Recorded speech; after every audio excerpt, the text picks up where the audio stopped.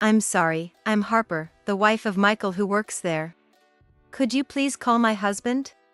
I said that, but the woman on the phone, sounding confused, replied, "We don't have anyone by that name." What? What do you mean? My name is Harper, a 32-year-old housewife. My husband Michael is 34, 2 years older than me. We've been married for 3 years. Our married life is good, and I trust my husband very much. He's a lawyer and leads a busy life, often coming home late because of work. We got married when I was 29.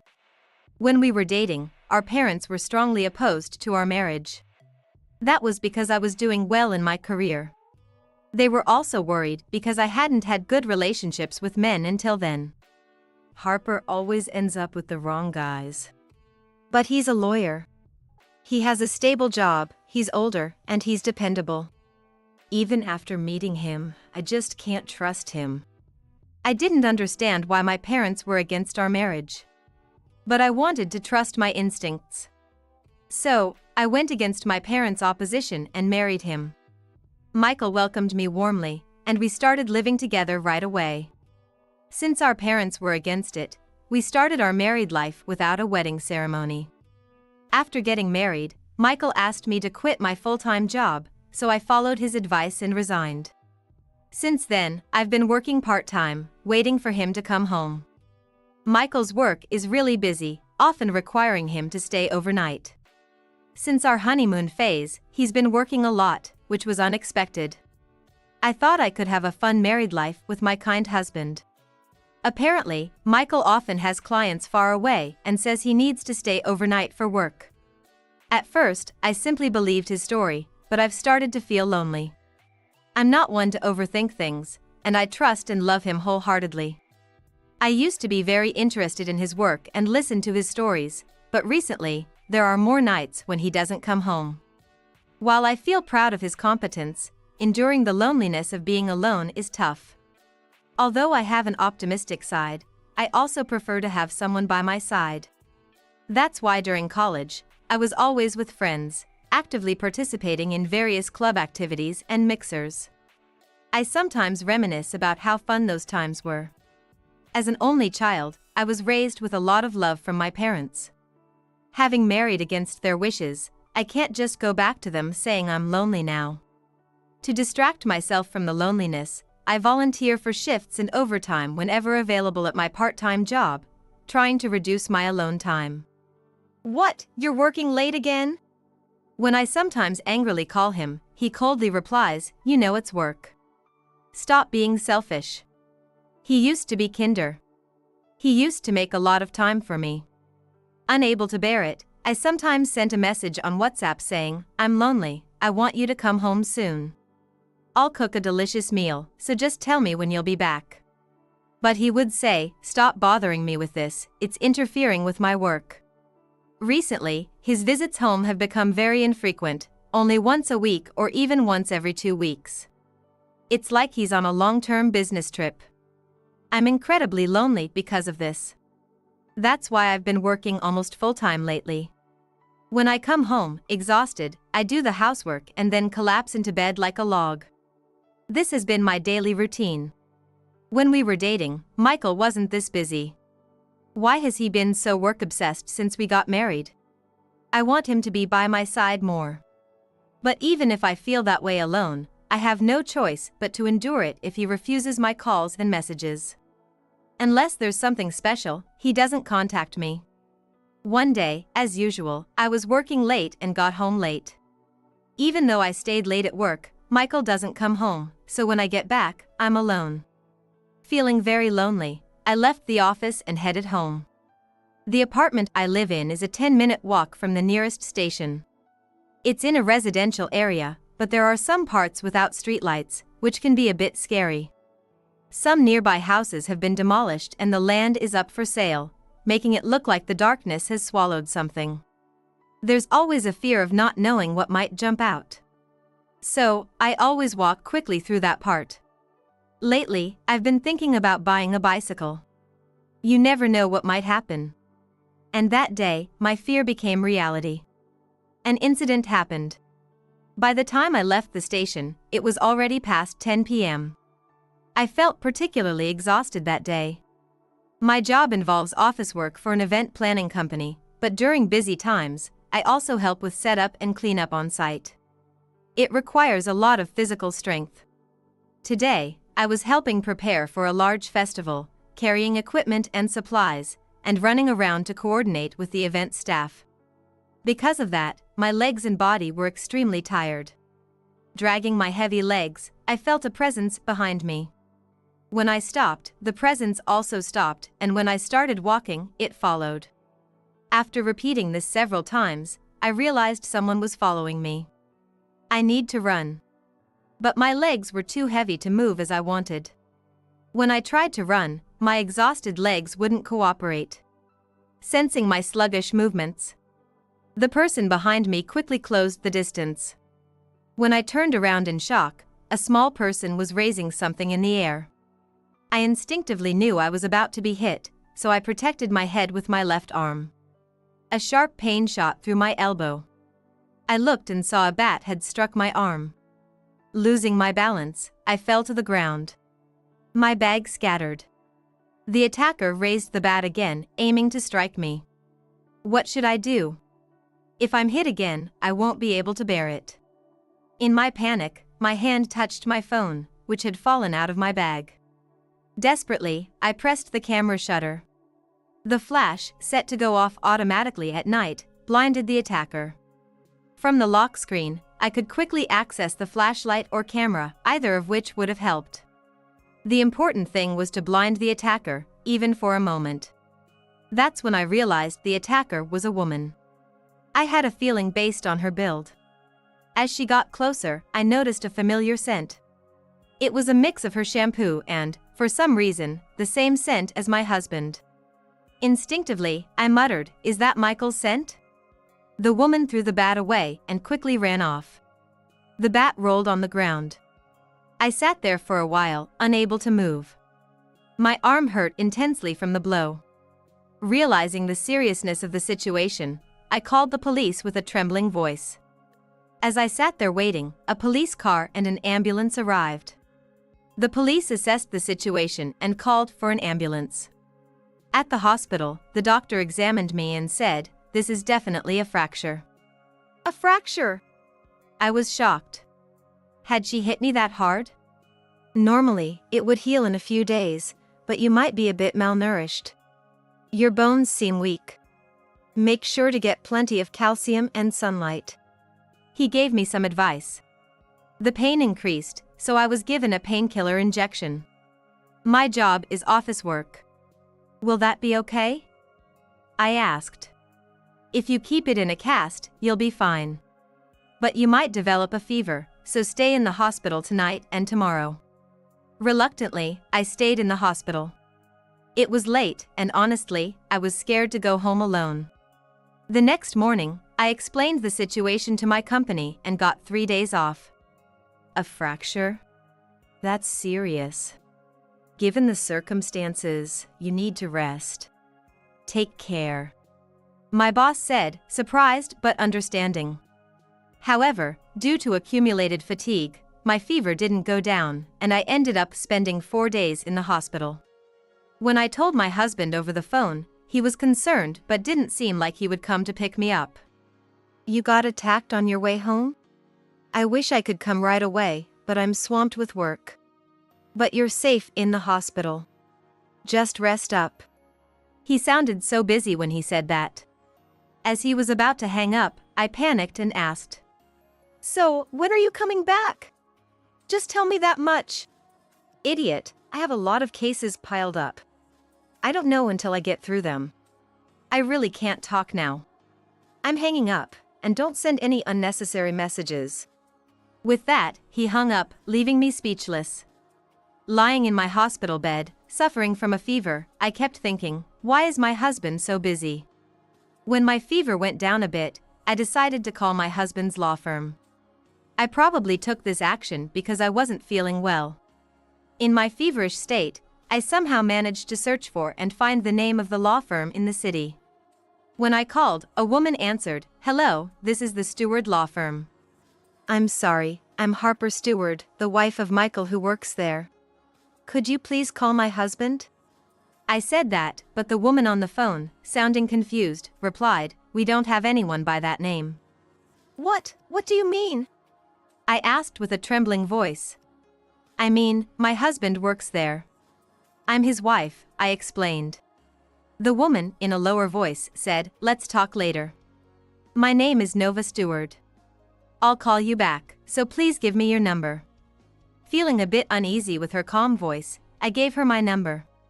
15 minutes later, the phone rang again. Hello, is this Harper Stewart's number? Yes. I'm Nova Stewart, Michael Stewart's wife. Could you please tell me the name on your insurance card? Nova suddenly asked. The name on my insurance card? It's Harper Williams. When I answered, Nova took a deep breath. Harper, please listen carefully. As I mentioned earlier, I'm Nova Stewart, Michael Stewart's real wife. What is going on here? I was shocked into silence by her statement. Wait, what do you mean? Please calm down, Harper. First, tell me why you called our office. What happened? I'm sorry. Actually, last night, I was hit with a bat on my way home from work, and my arm got broken. I heard her gasp on the other end. And I got a fever, so I'm currently in the hospital. Hit with a bat, that's terrible. Is your arm okay?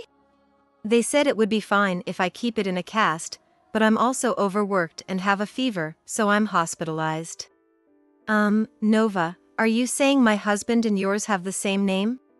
I asked her that. Let's set that aside for now. Nova responded calmly. You're hospitalized due to overwork and a fever. Please take care of yourself. By the way, you said your insurance card name is Harper Williams. Is that your real name now? Her question puzzled me. No, I go by Harper Stewart now. Nova, what are you talking about? Sorry for the confusion. But Harper, I'd like to talk to you again after you're discharged. I need to look into something. Let's meet on your day off. This number is my personal one, so call me if anything happens. With that, Nova hung up the phone. I couldn't understand what had happened. What is this insurance card about? My husband had told me to use it as it was, so I had just used it without questioning. A week later, I met Nova at the hospital. I unexpectedly got some time off. I told my boss I was discharged, and he gave me a concerned look and said, "You're always so diligent, so take care of yourself for once. And I'm sorry we kept you working so late. Something happened on your way home because of that." His words made me feel guilty for making everyone worry. You must have a really busy job. Oh, no, I work voluntarily. But I'm sorry for causing problems at work. Your boss is right, you're honest and diligent, but sometimes a bit reckless. That's probably why he gets worried about you sometimes. That seems to be the case. So, I decided to take a 10-day leave. My job involves a lot of paperwork, which requires the use of my arm. Trying to work with a cast would slow me down. Plus, I had accumulated a lot of paid leave. This seemed like a good opportunity to use it. When I told Nova about this, she suggested meeting at the hospital. We then left the hospital in her car and headed to a cafe for our discussion. The cafe had separated tables, making it hard for conversations to be overheard even if we raised our voices a bit. Nova started the conversation again. Let's properly introduce ourselves. I'm Nova Stewart, Michael Stewart's wife. We've been married for 10 years and work at the same law firm. You said you're Michael's wife, but you're not legally married to him. She placed a wedding photo and a copy of their marriage certificate on the table. Her earlier words echoed in my mind, confronting me with a reality I had subconsciously avoided. Okay? Listen carefully. Nova began to speak seriously. I suspected my husband of having an affair for a while and investigated. Since he's a lawyer too, he was good at hiding it from me. If you're not legally married to him, Then you're probably his mistress. Her words hit me hard. So, he only comes home once or twice a week, but he's actually going to another home? I see, that's what he told you. Yes, he has a lot of business trips, sometimes far away, so he's often not around. I understand. But honestly, he doesn't come home much to our house either. What? Really? Then where does he? Nova sighed at my words. Harper, when did you get married? When I was 29, so 3 years ago. I see. Are you working full-time or part-time? Yes, I'm full-time. As I mentioned on the phone, I'm currently on paid leave. I've accumulated a lot of it from working non-stop, and my husband is often not home when I return. I felt very sad as I explained. I see. You've been taken in by his smooth talk. Nova said. What do you mean by smooth talk? Didn't you find it strange that the insurance card worked? When she said that, I took the card out of my wallet. Nova looked at it and said, I thought so. If you're married and working part-time, you should be under Michael's insurance. But it worked fine. Is there a problem? No, it's supposed to work. There's no mistake. But the fact that it works means you're not part of his family. Legally speaking, you and Michael aren't married. From my perspective, you're his mistress. You're not part of his official family. Confronted with this reality, I felt dizzy. Nova calmly held my hand and said, It's okay. Don't worry. Strangely, I didn't feel any anger towards her. No, it wasn't that. The situation just didn't seem real. I couldn't believe my husband had deceived me like this. Honestly, you were a blind spot for me. A blind spot? I suspected someone else. She said, pulling out her phone and opening a photo folder. She showed me one of the photos. Wait, this is the person who hit me. What? The woman in Nova's photo was the same person who had hit me with the bat. I hurriedly showed her the photo I had taken that night. Though it was a bit blurry, the photo showed the woman in a jacket holding a bat. It's the same person. Good job, Harper. Should we show this to the police? Harper, who do you think is responsible for your arm being like this? She asked me that. This woman? Directly, yes. But I think the real cause isn't just her. So, let's hold off on telling the police about her. Can you trust me with this for a bit? I nodded silently. I felt I had no choice but to rely on her. Another week passed, and my husband finally came home. Welcome back. That was a long trip. I missed you. I greeted him cheerfully, hugging him. As I did, my casted arm brushed against his chest. Oh, this is the fracture you mentioned in your messages. Are you okay now? I wasn't okay. I wanted to contact you many times and send messages, but I held back as you told me to. Actually, I got hit with a bat. I stepped back slightly as I said that. But it's okay now. I got checked at the hospital and even called an ambulance. I deliberately didn't mention the police. By the way, I have new friends visiting today. Friend? That's unusual. Someone from work? No, new friends I made recently. Could you come over here? I want to introduce you. I took my husband's hand with a smile and led him to the living room. When I opened the door, 2 women sitting on the sofa watching TV turned to look at us. Everyone, my husband's home. Welcome back, dear. You're home tonight. What? Nova and Arya, why are you two together? One of them was Nova. The other was Arya, the woman who attacked me. Come, have a seat, I said, gently pushing my husband into a chair with my good hand. He seemed too shocked to resist. What are you two doing here? Why? We've just become friends, Arya said, and Nova and I spoke simultaneously. Arya continued. Listen, Michael. You always complained about how your wife treated you like crap both at work and at home. You said you wanted to hit her, so I thought I'd teach her a lesson. But what is this? Harper isn't even your wife, and I ended up breaking her arm. This is all your fault. What? You broke Harper's arm, Arya? Yeah. I went to deal with your wife for you. So, it was Arya who attacked me. Nova had already suspected Arya and had approached her, explaining what had happened and asking for her cooperation. In return, Nova promised to defend Arya in the assault case against me. I never asked you to do that. Did you really hit Harper with a bat, Arya? Did you think I wouldn't? Although now, I want to hit you. Arya grinned and repeatedly punched her left palm with her right fist. Why? Because I'm mad at being deceived by you. I feel like an idiot for falling for someone like you. Arya spoke to him with a resigned look. And I felt the same way. I had been deceived into thinking I was his wife just because he told me we were married. Thinking back, I had only signed the marriage registration and left it to him to submit. Why didn't he want to submit it together? Of course. Because he couldn't submit it.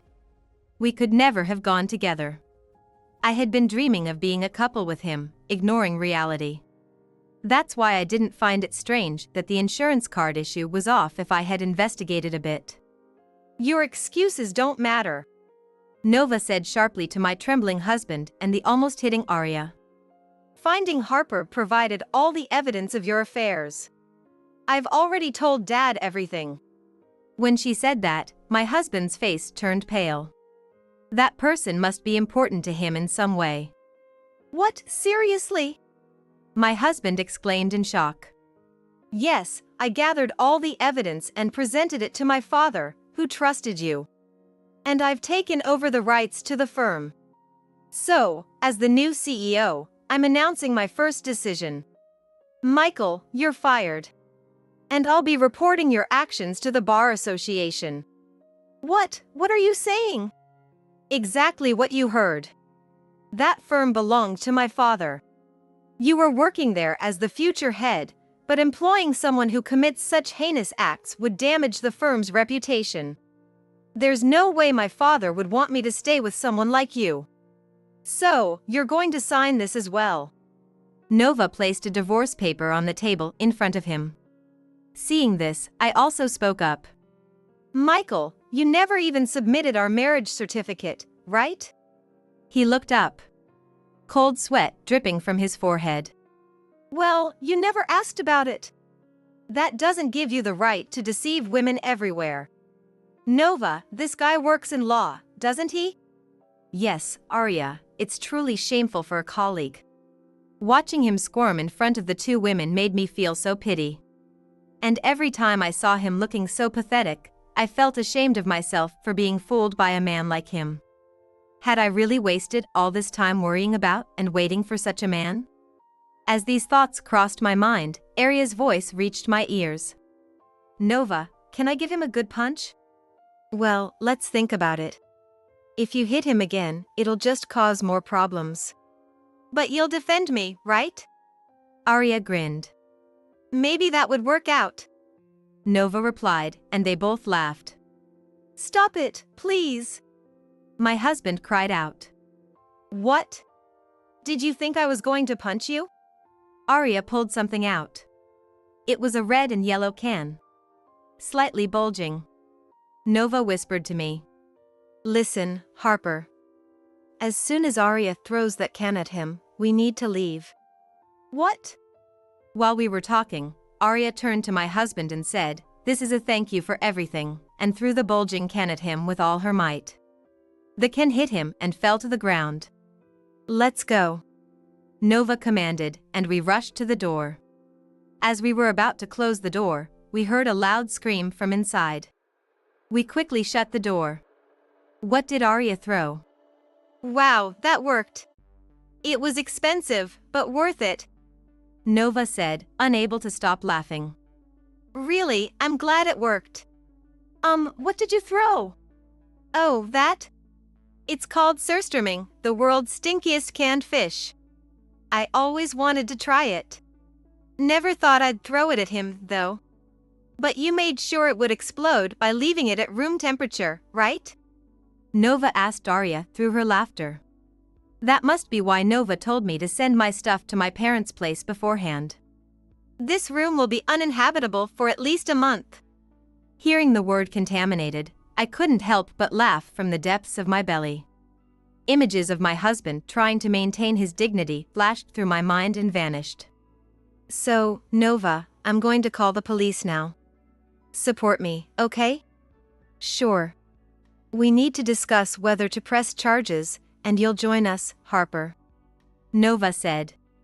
Wait a moment. I told them to step away from the door. What are you doing? Taking a deep breath, I flung the door open and shouted. Wow! It stinks! What is this smell? I can't stay in this room anymore. I'm never coming back. You were deceiving me all along. I hate you. I slammed the door shut. The pungent smell made me squint and cough, but for the first time in a while, I laughed heartily with the two women. Shortly after, the three of us headed to the police station. However, I had already decided to talk things through. Arya's actions were because of my husband's deceit. Sure, it was terrible, but she was also a victim. And somehow, I felt a strange sense of kinship with her. I might be seen as too forgiving, considering she hit me with a bat. But right now, the bond of being deceived by the same man was stronger. Plus, Arya's revenge on my husband was too funny. After hearing the whole story from Nova, Arya apologized to me and even offered to cover my medical expenses. Nova also assured us she wouldn't charge either of us for her legal services. In my case, I had been completely deceived into thinking I was married to him and had no knowledge of his real family. It turns out he was just a womanizer. Nova said. He was smooth-talking, and I fell for it. Me too. I really loved him. He exploited our feelings. We sighed together. By the way, after the can exploded in the room, the smell stuck to my husband, and he couldn't go out in public. Of course, the room where I was staying became unusable due to the can. Nova later told me that it required a level of specialized cleaning, which was quite expensive. In addition, he was hit with a hefty bill for divorce due to his infidelity. There's also the matter of the bar association that Nova mentioned when she fired him from the firm. Nova reported his actions to the bar association, resulting in his removal from their registry. I don't know all the details, but apparently, lawyers can't practice without being a member of the bar association. I wonder how my husband will handle all these payments. Well, it's not my concern. Still, he lost the right to use a qualification that took years of difficult study to obtain, all because of this. Maybe he was even more foolish than I was. In any case, my husband will have to pay dearly for what he did to us three women. I hope he reflects deeply on his actions. I moved back to my parents' house, waiting for my arm to heal and preparing to find a new job. I decided to return home because of this incident, so I quit the part-time job I'd had for 3 years. When I went to my parents' house to send my things, Nova came with me and helped me reconcile with my parents. Apparently, they knew all along where I was and what kind of life I was leading. In short, my parents were just waiting for me to wake up on my own. I really was foolish. Since then, Nova, Arya, and I have created a group on WhatsApp and started messaging each other. We're planning to go out for dinner to celebrate my new job. At that time, we plan to laugh about my husband's current situation. It's sad that my marriage turned out to be a sham, but it's also a relief that I don't have a divorce on my record. In any case, my life starts now. I'm going to fully enjoy both my personal life and my career.